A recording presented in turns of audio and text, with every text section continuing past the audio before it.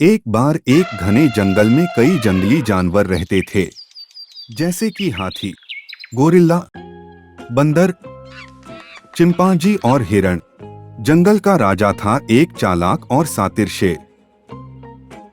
वो सभी जानवरों पर अपना रोब जमाता था और हर कोई उसे डरता था। शेर ने एक दिन सारे जानवरों को बैठक के लिए सभी को बुलाया।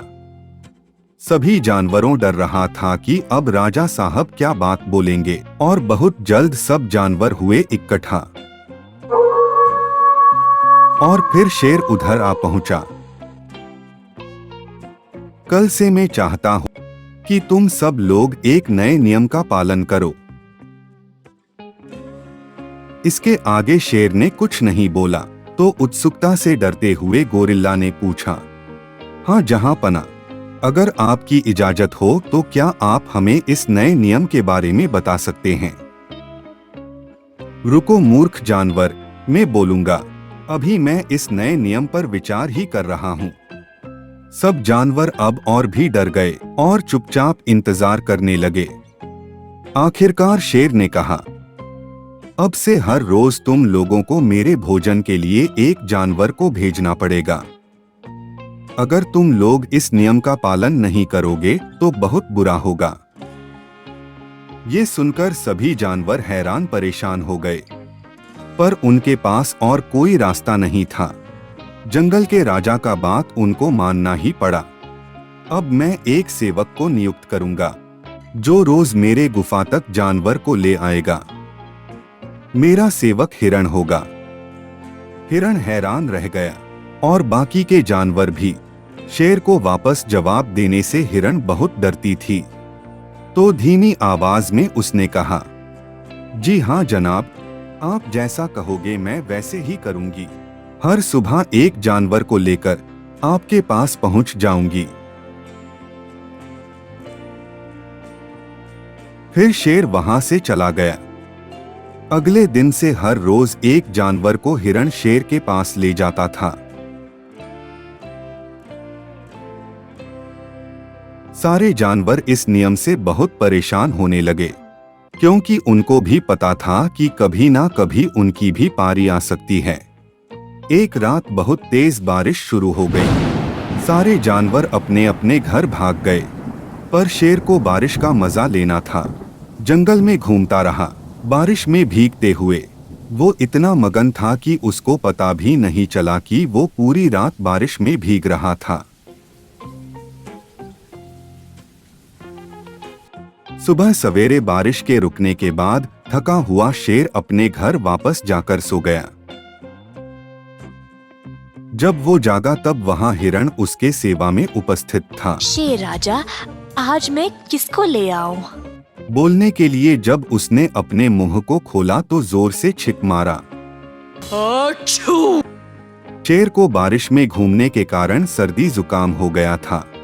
शेर ने फिर से बात करने की कोशिश की, पर उससे सिर्फ छिक निकल रहा था। शेर बात नहीं कर पाया, तो इशारों में हिरण को जाने को बोल दिया।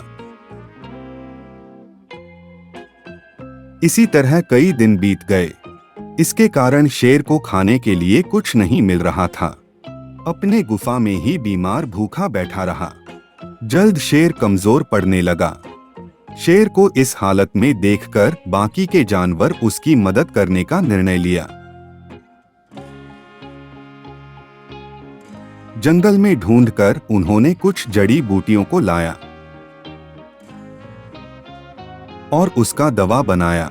अब ये निर्णय लेना था कि भूखे शेर को दवा देने के लिए कौन जाएगा। मैं नहीं जाऊंगी, शेर मुझे देख देख कर थक गया है, और मैं भी नहीं जाऊंगा, वो खतरनाक है और इतने दिनों से भूखा भी। मैं अपनी जान जोखिम में नहीं डाल सकता। अंत में गोरिल्ला बोला, ठीक है मैं देने जाऊंगा। शेर राजा, हम सबको पता है आप बहुत बीमार हो, तो हमने आपके लिए दवाई बनाई है, कृपया आप इसे पी ले, फिर आप ठीक हो जाओगे।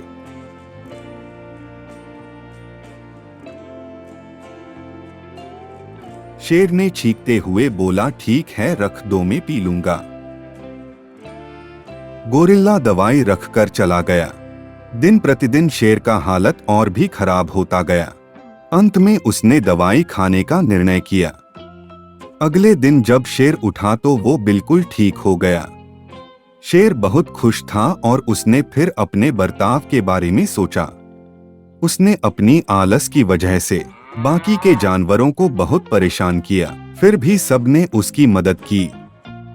पर शेर अभी भी दुष्ट ही था और इन सब ख्यालों को दिमाग से निकाल दिया।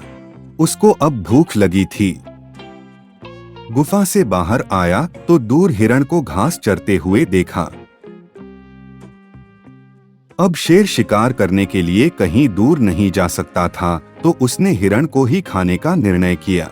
शेर हिरण के पास गया और उसी की तरह घास खाने लगा। यह देखकर हिरण हैरान हो गया और हिरण शेर के पास गया और पूछा, शेर राजा, आप घास क्यों खा रहे हो? आपका तबीयत ठीक है ना?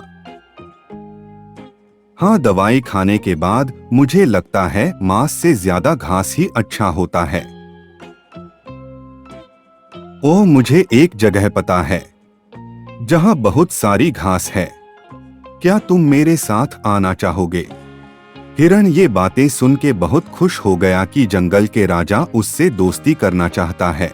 हिरण सोच रहे थे कि और वह आखिरकार सुधर ही गया। खुशी से शेर के साथ चला गया। शेर ने हिरण को एक सुनसान जगह पर लाकर छोड़ देता है और अचानक हिरण के ऊपर हमला कर देता है। शेर ने अपने खास सेवक को शिकार बना लिया और बाकी जानवर भी सबक सीख ही लिया, कभी भी किसी शेर पर भरोसा ना करें। हिरण को अपनी मासूमियत की कीमत अपनी जान देकर चुकानी पड़ी, इसलिए किसी पे भरोसा ना करो। इस कहानी से हम ये सीखते हैं कि सब करना, भरोसा मत करना।